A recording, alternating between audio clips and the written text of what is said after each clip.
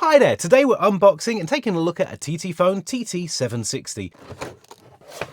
Right, so in the packaging for this particular one, I've got the phone itself, a SIM card, a USB-C charger, and the charging dock. The SIM card came free with the phone, you can just request it from TTfone, and they can put some credit on there so that it arrives ready to go, which is a really nice feature. So, the phone itself. In here we've got the phone, and a USB-C cable. So let's take a look at the phone itself. Lovely little clamshell design, opens up really easily. Okay, let's get this turned on. And there we are, straight into the menu. To actually activate a menu, we've got a button here underneath where it says menu.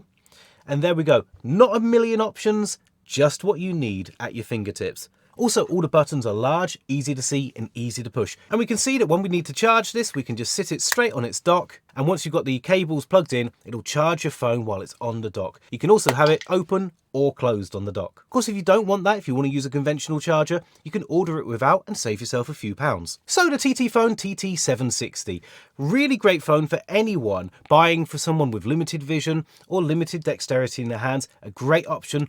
Really easy to use phone, highly recommended. You can find out more and buy yours at www.ttfone.com.